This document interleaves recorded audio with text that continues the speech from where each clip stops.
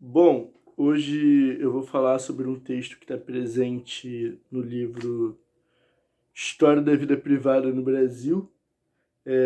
O primeiro texto do Luiz Felipe de Alencastro é Vida Privada e Ordem Privada no Império.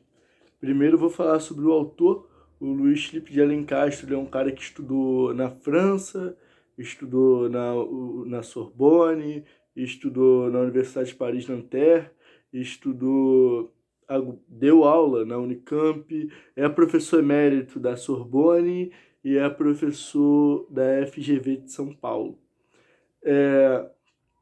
Bom, no início do texto, né, esse livro trata-se de um compilado de textos, e no início do texto escrito pelo Alencastro, ele fala que boa parte dos funcionários do governo português se instalou na corte do que era a América Portuguesa, né? E aí, no século XIX já não era mais, era Brasil, né? É, Eles vieram de Portugal e trouxeram todo o aparato burocrático, né? No período, no período joanino, né? Que é ali entre 1808, aí em 1815 o Brasil é levado a Reino Unido de Portugal e Algarves, em 1822 vem a independência do Brasil, porque tem antes a Revolução Liberal do Porto, né? E eles reivindicam que a família real volte para Portugal, né? Para efeitos comparativos, nos Estados Unidos, em 1800, quando a capital estadunidense saiu da Filadélfia e foi para Washington, o número de funcionários do governo não ultrapassava o milhar, né? Em contrapartida,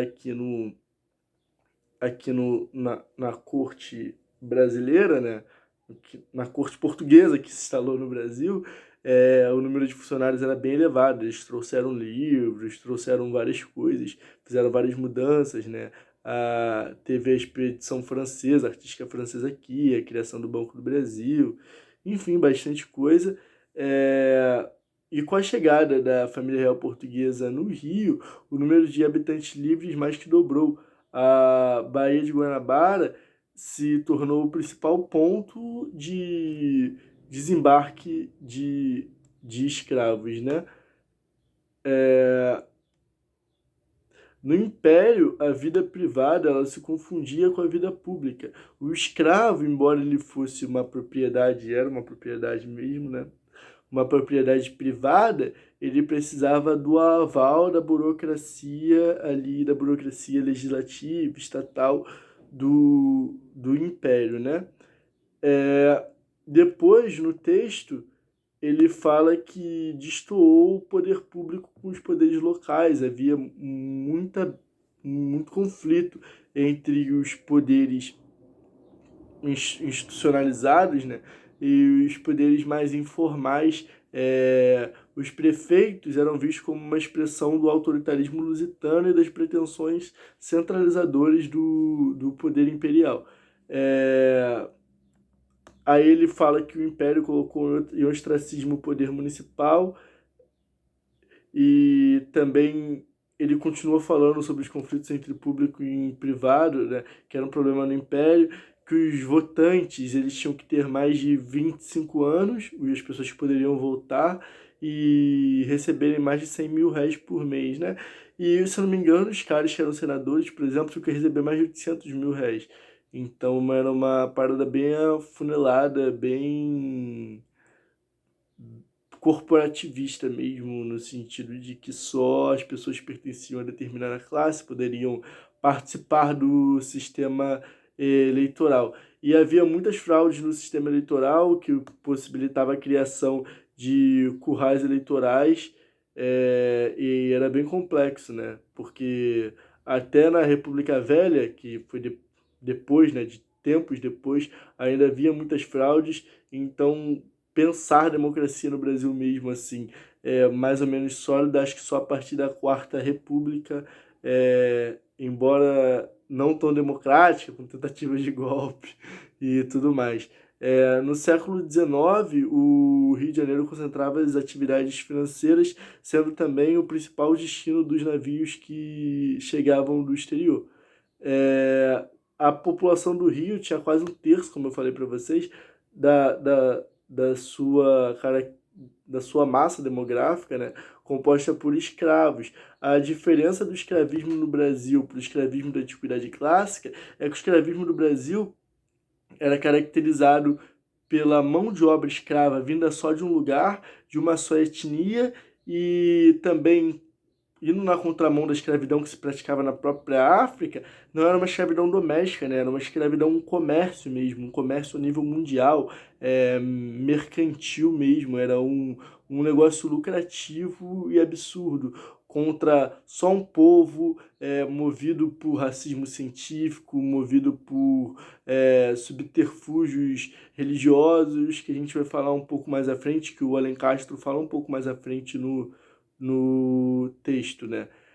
Dados da época revelam que mesmo após a proibição do tráfico, havia ainda muitíssimos escravos no Brasil, nascidos na África. Ou seja, ainda havia muitos escravos, mesmo após a proibição do tráfico, que tinham sido levados do Brasil, da África, para o Brasil, né? Muitas cidades tinham tanto ou mais escravos do que homens livres, como era o exemplo de Niterói. Aí depois no texto ele fala que o Brasil era um dos únicos países no século XIX, o último, né, a manter o sistema escravocrata, uma vergonha para a gente, né?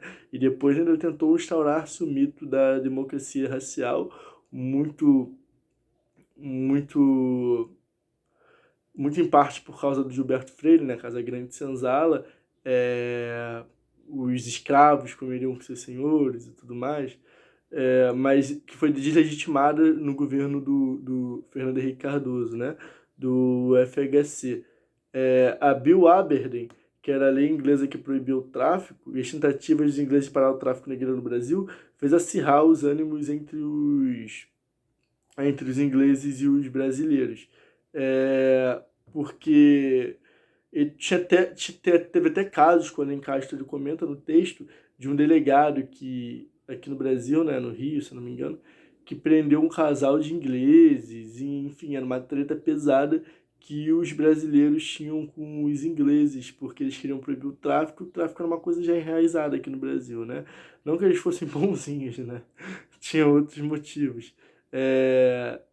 Ele também fala sobre as características linguísticas. Havia um grande contraste no Brasil oitocentista entre os que falavam um português lusitano e um português mais abrasileirado. Houve tentativas de resistir às normas linguísticas portuguesas que Portugal impunha ao Brasil, como era o exemplo do Gonçalves Dias, que, embora tenha estudado na Universidade de Coimbra, em suas cartas, correspondência com amigo, é possível identificar que ele era contra a norma linguística portuguesa, como era o exemplo também do Lima Barreto, né? Porque a língua ela oprime também, né? A norma ela oprime e ela distingue quem sabe e quem não sabe. Ela promove uma certa estratificação social, né? O sotaque carioca foi aportuguesado porque havia muitos portugueses no Rio de Janeiro. Houve uma tentativa, inclusive, de padronizar o sotaque dos parlamentares quando eles falavam. Se um parlamentar tinha uma fala que demonstrava uma herança de linguagem africana ou indígena, ele era repreendido, né? Ele era vilipendiado, era mal visto. Embora a tentativa deles de oprimir as marcas da cultura africana e indígena na sociedade brasileira não tenha surtido efeitos, porque até a palavra caçula por exemplo, de origem africana. Em Niterói, é o nome da cidade, de origem indígena. Cariocas, aí eu acho que é uma espécie de porco, né? Eu acho que também tem origem indígena, né? Quase 400 mil negros foram trazidos para o Brasil ilegalmente entre 1841 e 50, o que constituía 28% total das importações legais. A partir de 1850 foi criada uma linha a vapor entre o Rio e Londres, e Inglaterra, entre Brasil e Inglaterra, quer dizer, que possibilitava uma chegada mais rápida e uma certa seguridade de tempo com relação à chegada dos navios de um lugar ao outro, porque antes você ficava dependendo de ventinhos, essas coisas. E claro que isso também facilitou a chegada de estrangeiros ao Império e tudo mais. A partir de 1850, então, a movimentação internacional se intensificou no Brasil, sobretudo porque, com a inexistência do Canal do Panamá, o Brasil fazia parte da rota para chegar à Califórnia.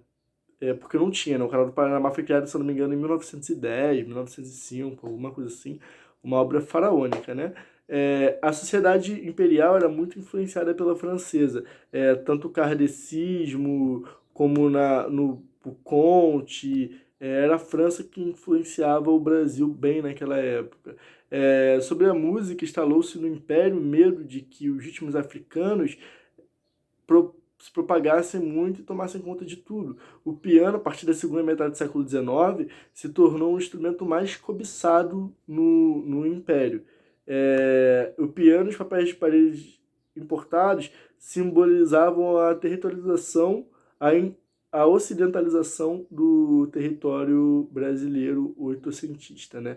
O rompimento com as marcas da africanização tão desdenhadas, né?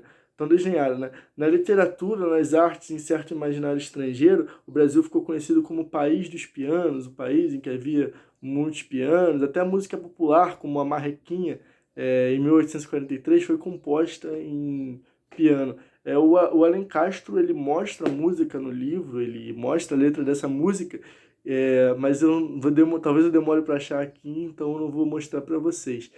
O casamento de Dom Pedro II com Teresa Cristina trouxe vários músicos estrangeiros ao Império, e o Carnaval veio com uma festa de elite, como oposição ao intrudo, que era uma festa de rua. Ou seja, eles promoviam os carnavais em clubes, era um símbolo de distinção social, um símbolo de estratificação social, consequentemente étnica também, né?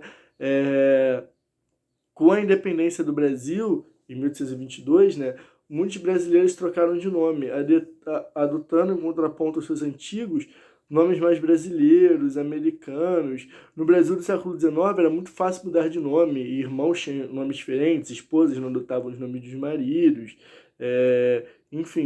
A adoção de nomes gregos e romanos por, por parte de moradores do Brasil, na época da regência, né, parecia ser uma oposição ao lusitanismo. É isso que o Alencastro propõe. Eles adotavam nomes como Júlio César, principalmente com a inauguração da República, eles se opunham aos nomes portugueses, né? Até já no período da regência, até cidades deixaram de ter nomes portugueses e foram rebatizadas com nomes indígenas. Por exemplo, Niterói, que se chamava, se não me engano, era Praia Grande, passou a se chamar Niterói, né? Até o desígnio carioca, que era mais ou menos, era uma espécie de porco lá da época, lá que o Alencastro fala, começou a ser mais bem aceito pelas pessoas que moravam no Rio de Janeiro. No período imperial, muitos casais não mantinham relações sexuais no período da Quaresma ou do Natal. Com o passar do tempo, ainda no período imperial, esse costume foi se perdendo. Aí depois ele fala que o antilusitanismo português, por vezes, foi até violento, que os brasileiros eles eram violentos com portugueses. Eu estava lendo acho que eu li um artigo, umas páginas de um livro, na matéria que eu estava fazendo de Brasil 2, se não me engano, estava fazendo com Flávio Gomes, Flávio dos Santos Gomes, que é o cara que ajudou a escrever esse livro aqui, ó, Dicionário, Escravidão e Liberdade, com a Lilia Schwartz, enfim, e esse texto estava falando mais ou menos sobre umas brigas violentas, se eu não me engano era sobre isso, sobre brasileiros e portugueses, cair na mão mesmo, de porrada, sabe? O nacionalismo tomava conta do cenário do Império nessa época, já voltando para a história em Castro, negava-se o que era estrangeiro, até os charutos cubanos, usou o hábito europeu de fumar em cachimbo, e outras coisas. Ou seja, a gente vê, interessante como a luta contra a dominação estrangeira se dá em diversos aspectos linguísticos, de costumes, como a resistência, a gente pode encontrar vestígios de resistências nas coisas mais pormenorizadas, nas coisas mais minimalistas, né? Isso é bem interessante. Eu achei isso muito incrível, o Alan Castro falando sobre isso no texto, né? É, Era muito comum pequenos senhores de escravos lucrarem com o aluguel de suas escravas para serem amas de leite. Poucas mulheres amamentavam no Império. É, e aí alguns médicos até recomendavam que após o parto descuidassem das suas escravas e tudo mais, cuidassem bem, assim, para promover a manutenção dos seus lucros, né, do seu dinheiro. E o que acontecia era que algumas pessoas viam a amamentação dos seus filhos pelas escravas, ou dos filhos de alguém pelas escravas, como um sinônimo de um legado para a vida toda. Porque as escravas supostamente influenciariam mal, trariam mais maus costumes para as crianças, em oposição a elas, foram sendo adotadas as amas de leite brancas, estrangeiras. O que acontece é que as amas de leite brancas, como elas eram livres, elas não prestavam um serviço com tanta solidariedade, com tanto afinco. As escravas, na esperança de serem libertas, elas prestavam o serviço com mais precisão, com mais cuidado, com mais carinho. Então, tinha esse contraponto aí, né? Muitas pessoas morriam por doenças, sobretudo após o período de chuva. Os tigres eram escravos que carregavam os dejetos para longe. Provavelmente chamavam eles os dejetos, ou seja, fezes, xixi. Provavelmente chamavam eles de tigres porque os dejetos deixavam aquelas marcas amarelas, sabe? Enfim. Demorou, então por isso, até por causa da praticidade dos tigres, a instalarem redes de esgotos na cidade de Recife, por exemplo. No período imperial era muito comum crianças ou mulheres morrerem no momento do nascimento, assim, mais ou menos no momento do parto. Então as mulheres tinham que se confessar antes do parto. Era comum as mulheres morrerem, ou as crianças morrerem, ou de repente, talvez até as duas. E as parteiras, como elas tinham essa profissão, que era uma profissão que rodeada pelo aspecto da morte, elas tinham nas suas casas o símbolo da cruz. Enfim, bem complexo. Na tragédia sanitarista que era o Rio de Janeiro, a medicina veio com força. Muitos médicos eram homeopatas. As doenças como cólera e febre amarela eram muito comuns, principalmente em estrangeiros. Acontece que uma das medidas profiláticas contra a cólera era o uso de sapatos, e a distinção entre os escravos e os livres era o uso de sapatos. Escravos não usavam sapatos, tanto que quando os escravos eram alforriados, eles buscavam usar sapatos, embora a alforria não significasse a liberdade contínua. Poderia haver o reaprisionamento, a volta, colocar esse escravo de novo dentro da lógica da escravidão. Ou seja, o cara conseguir a liberdade não significava que ele ia ter essa liberdade, a manutenção dessa liberdade promovida para sempre. Entenderam? Então, como a recomendação profilática contra a cólera era o uso de sapato, os escravos eles aproveitaram isso, porque muitos escravos fugiam e usavam sapatos para para se dispersarem, né, para enganarem. Então isso foi melhor ainda para eles poderiam usar sapatos e fugirem, mas era aí veio um atenuante, gente falando, não, vamos usar sapatos, mas é só por pouco tempo, depois essa obrigatoriedade vai mudar, quando passar isso e tudo mais nesse período. Veio o racismo científico, médicos da corte diziam que os negros eram propensos aos maus costumes, que eram limitados intelectualmente. A escravidão se justificou então pela ciência, né? Durante o século XVII, o subterfúgio da escravidão era a conversão dos africanos. No século XIX, os caras declararam todos os africanos, todos os escravos, católicos. Nossa, pensa. Eles declararam todos os escravos católicos para justificar, o nosso objetivo tá dando certo, a gente está conseguindo fazer o que a gente se propôs a fazer efetivamente, né? Que era converter os caras. Só que não, era só um subterfúgio barato mesmo para eles lucrarem e fazerem merda nenhuma enquanto os caras trabalhavam pra caramba, né? Houve a tentativa de tornar os escravos cativos novamente, como eu comentei com você, com vocês, os libertos tentavam parecer brancos, muitas pessoas negras era comum as pessoas não terem dentes.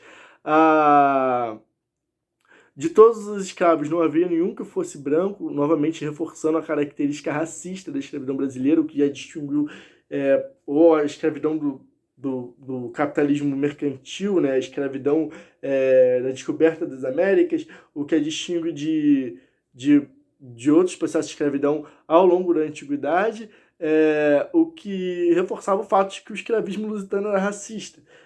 Por isso que se distingue de tudo que houve antes, sabe? Era contra uma raça não, né? Contra uma etnia, contra um povo mesmo. Era um racismo totalmente injustificável para promover a manutenção da escravidão. Muitos escravos atentavam contra a vida dos seus senhores, então eles eram vistos como algozes, não como vítimas. Olha só que doideira. No Oeste Paulista houve muitas revoltas de escravos, o que adiantou o processo de libertação dos escravos. Houve muita luta por parte deles para que eles fossem emancipados efetivamente. E essas revoltas constantes fizeram com que os senhores paulistas adotassem a mão de obra assalariada dos imigrantes, uma mão de obra embranquecida, né? Em detrimento dos escravos. Ou seja, os escravos, quando eles puderam não trabalhar de maneira escravizada, eles ainda não conseguiram trabalho remunerado, porque eles preferiam mão de obra branca para remunerar, né? Enfim, galera, é mais ou menos isso. E nesse texto também, do Alencastre, ele faz um contraponto à historiografia se não me engano, da Emília Viotti da Costa, que trata mais os senhores de escravos paulistas como empresários, assim, como os caras que, enfim, e ele vai na contramão disso. Não que ela seja uma racista nem nada do gênero. Eu acho que empresário, talvez, pelo próprio caráter de adotar mão de obra estrangeira, né? Mas é isso, pessoal. Depois eu faço outro vídeo sobre outro texto. Tamo junto. É nóis.